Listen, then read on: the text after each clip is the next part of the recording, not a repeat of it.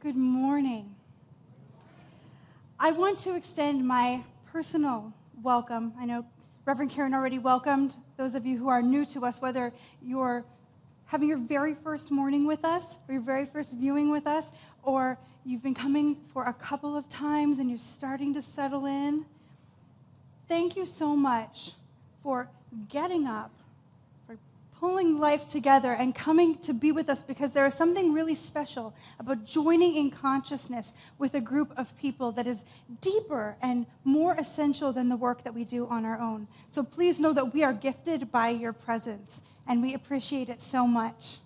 Those of you who are online, please check in and let us know where you're from. Tell us about you. We consider you part of our community, so we want to know you. And those of us who've been longtime members, longtime friends of NVC, please join me as we say to all of these beloveds who have joined us, welcome home.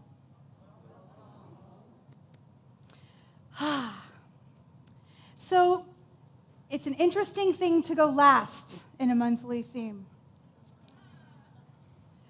Everybody kind of takes their piece that they really like, and they dig into that piece for their talk, and then the next week comes, and they dig into their piece, and they dig into their piece.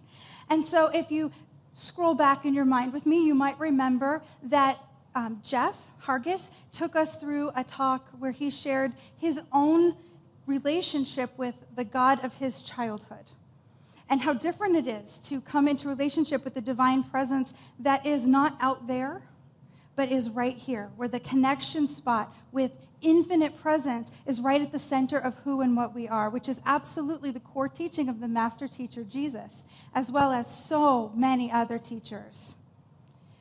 We had a wonderful talk from Reverend Karen Russo, where she took us from the material to the mental to the mystical, walked us through that process of our book of the month by Joel Goldsmith, which is The Thunder of Silence.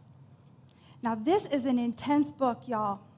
If you haven't read it yet, there are 3 copies left in the bookstore. There won't be left at the end of today, so grab it if you want it. And this book takes us through, in an unapologetic and really kind of sassy way, takes us through all of the easy mistakes that come to us in spirituality and just keeps turning us back. Just like in meditation, when you get distracted, you bring your thoughts back. You get distracted, you bring your thoughts back. You get distracted, you bring your thoughts back. Well, Joel Goldsmith continually brings us back to the core teaching over and over again through this lyrical and beautifully written book. And then Reverend Karen Lewis last week gave us some really practical guidelines on how, okay, we understand. Goldsmith tells us for 192 pages that we need to return to the silence. We believe him, right? Right?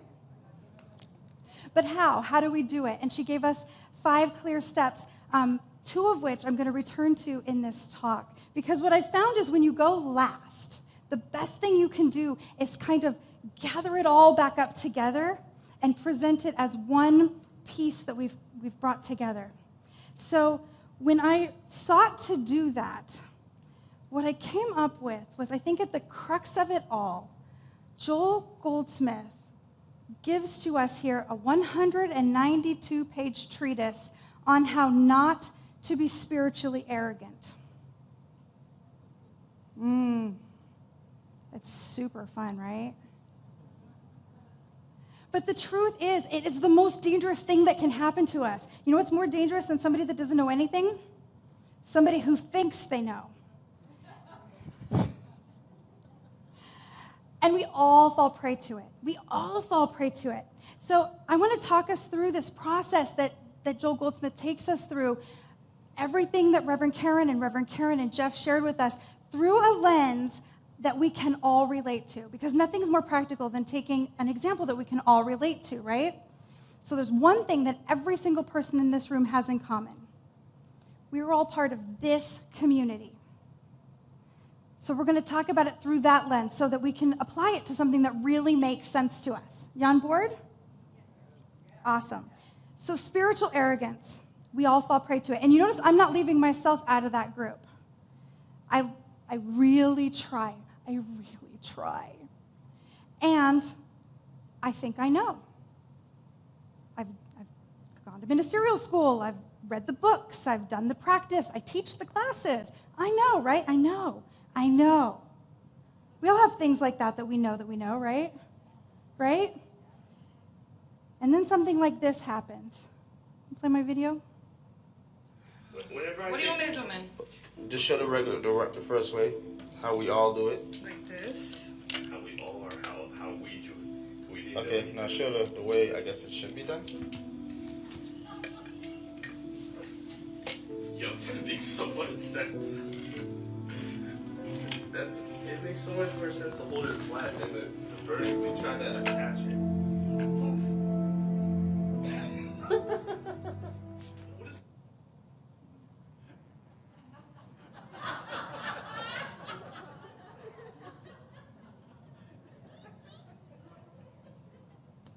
I don't know how many times I've used a can opener.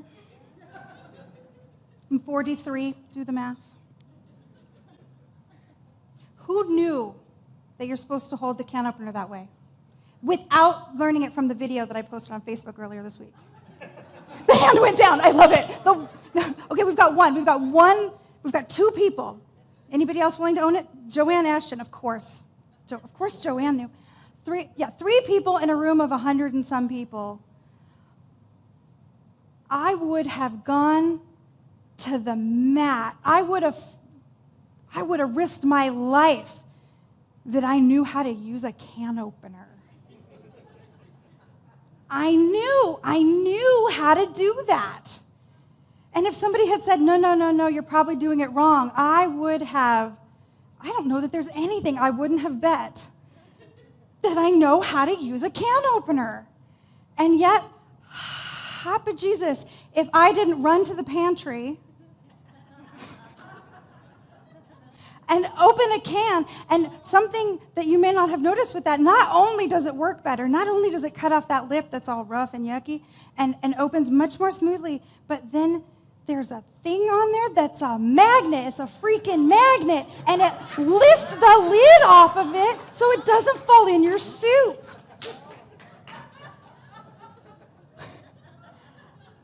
And I would have sworn that I knew that I drug my kids out. And I made them do it. And they were like, we think we know. We think we know. So that's my first point. We think we know, but we don't. We think we know, but we don't. And there are things that we think we know because they're part of what Ernest Holmes, our founder, would call race consciousness, which I agree is a weird term, but what it really means is things that just kind of everybody knows. When the pollen count gets high, allergies go up. If we keep driving this many cars, we're going to kill the earth. This is flu season. People are just going to get sick. That kind of stuff, right? It's just in the air. We think we know. And in a community like this, we have things like, the numbers always go down in the summer. Young people don't go to church anymore. We're not going to get more young families. Young people don't go to church anymore. People just don't want to give to their center. They don't want to give to their church. It's just the way it is. We think that we know. Can opener. One of the things Joel says is, man cannot know what the divine plan holds for him because man can only measure good by an increase of what he already possesses. Man cannot know what the divine plan holds for him because man can only measure good by an increase of what he already possesses. That means we can only see for ourselves an increase in what we already know. And we think that we know all that there is. We think that we know. So if we take this little sliver of the universe that we know, right? That means we are ruling out everything else in the infinite potentiality of an infinite God for our good. Because we know the numbers go down in the summer.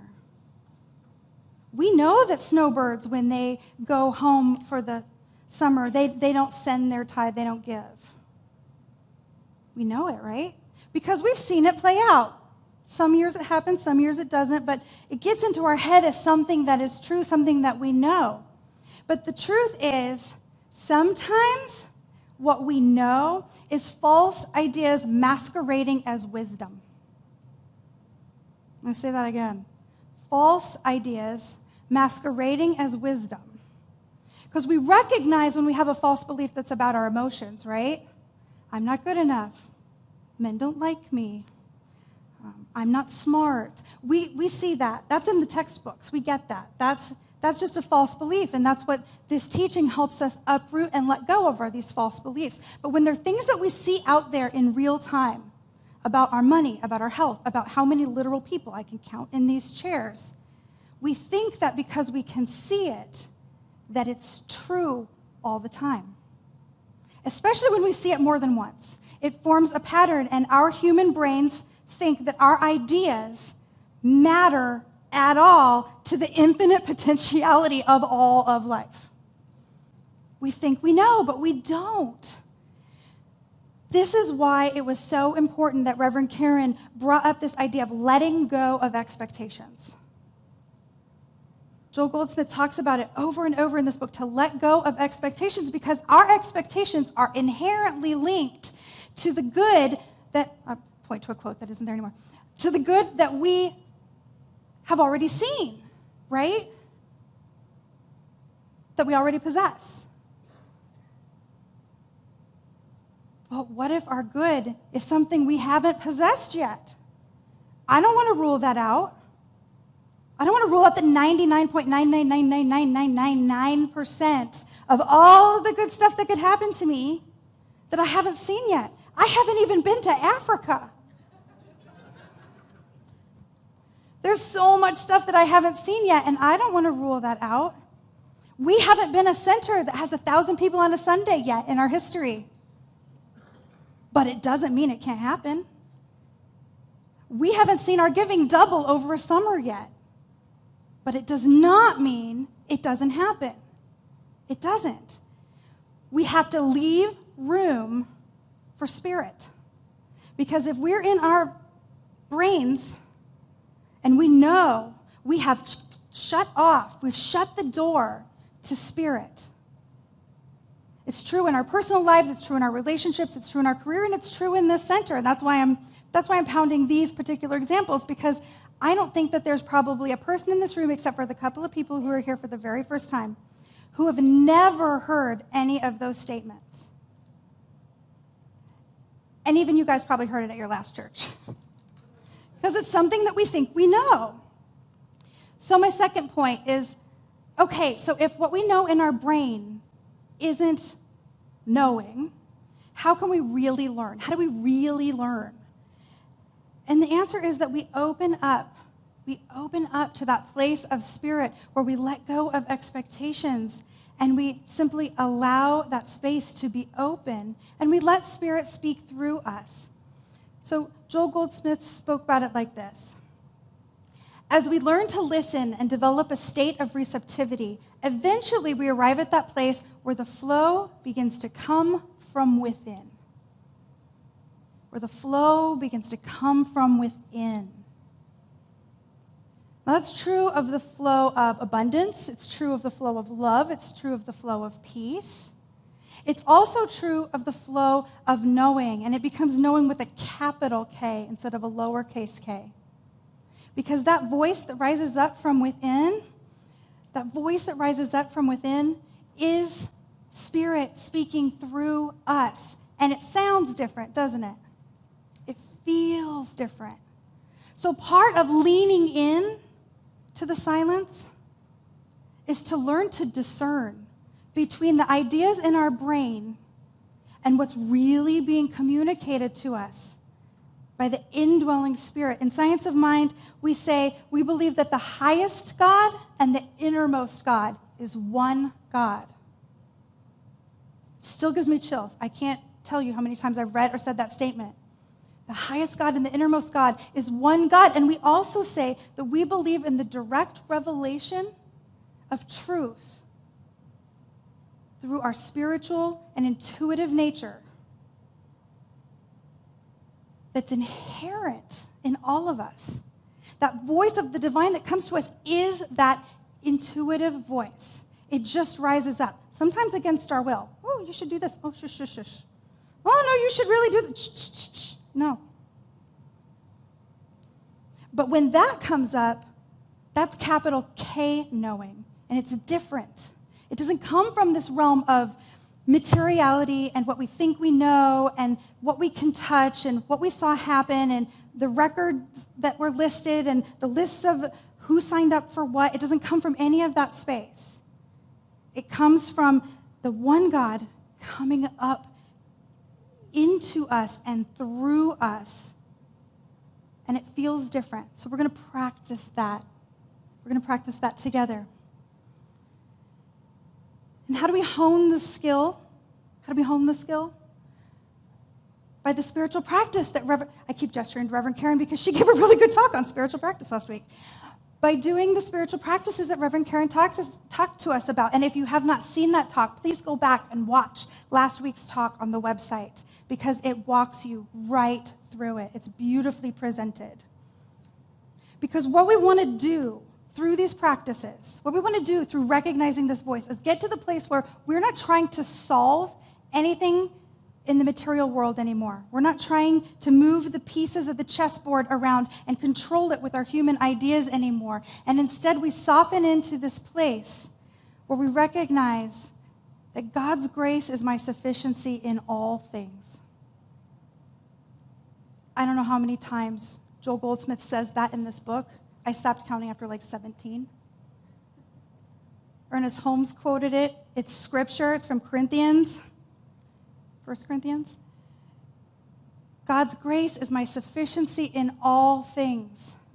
Because only through that voice that speaks through us comes the true fullness of who and what we can be and do and have together. We're welcome to stay in our little narrow slice. We're welcome to do that. But we don't have to.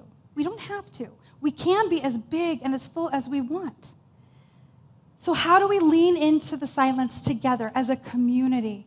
As a community in a time of transition and growth and newness and wholeness and greatness where we can be anything. We've sold our building. We get a new minister. We can have anything we want.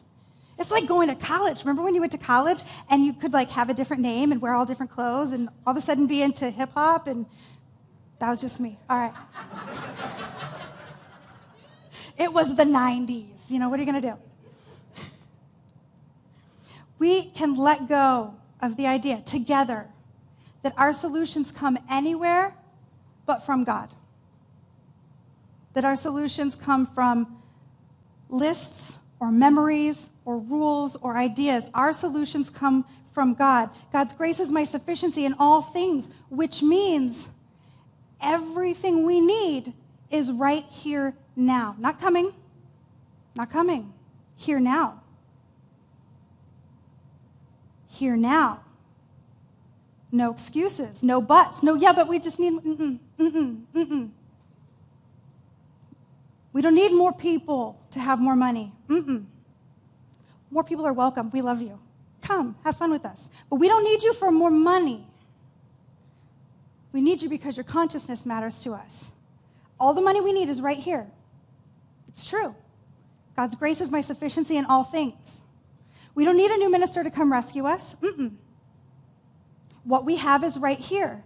And from the place of consciousness that is right here, we welcome a new minister into our loving home to lead us to even more greatness. Yeah? So let's prove it together. Let's prove it together. I invite everyone to either close our eyes or soften our gaze and just allow ourselves to be more comfortable. And first, as we breathe and soften, I invite you to allow to rise up in your consciousness the gratitude you have for this center, for whatever it has brought into your life. Access to these teachings, friendships, wonderful music, place for our kids to be spiritually raised, opportunity to be of service. Whatever that is, just let yourself feel it. Do you feel it? And from that space, allow to rise up within you the value that this community has brought to your life. Are you happier? Are you calmer? Are you more abundant? Are you more stable? At peace? Brave?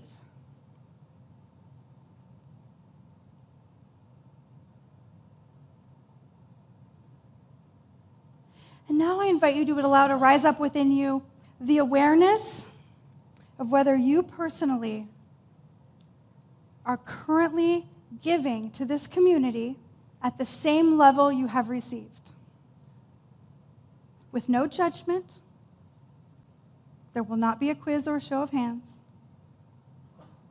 Does your giving in time, in skills, in money, in whatever you have, does it match the value you've received?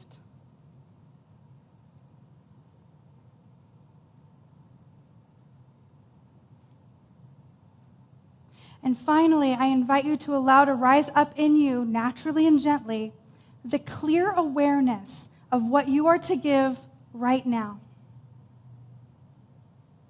Just let sweet spirit at the center of who you are bubble up right into your consciousness. What is yours to give right now? Don't question it. Don't argue with it. We don't argue with God. Just notice it, see it, sit with it. Allow it to push out of your human brain what you think you know.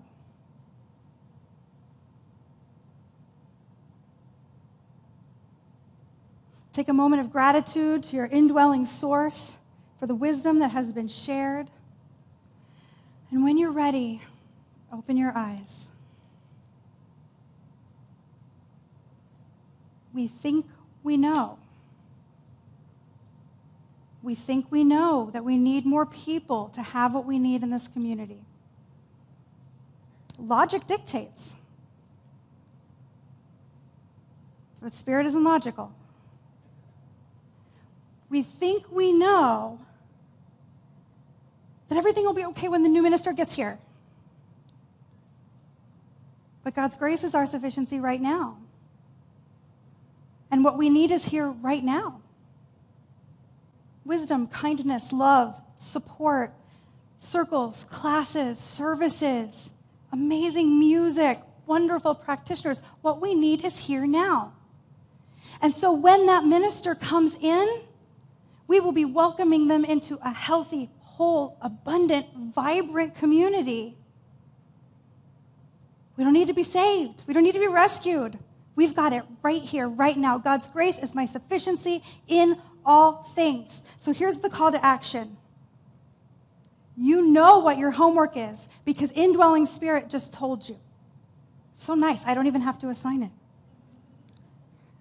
Indwelling spirit just told you. Your homework is to act on it. Because it does no good for spirit to tell us anything if we don't act on it. We treat and move our feet. We pray and go to the hospital to visit our friend. We listen in the silence, and then we act on what we're told. That is the truth, and that is what I know. Namaste.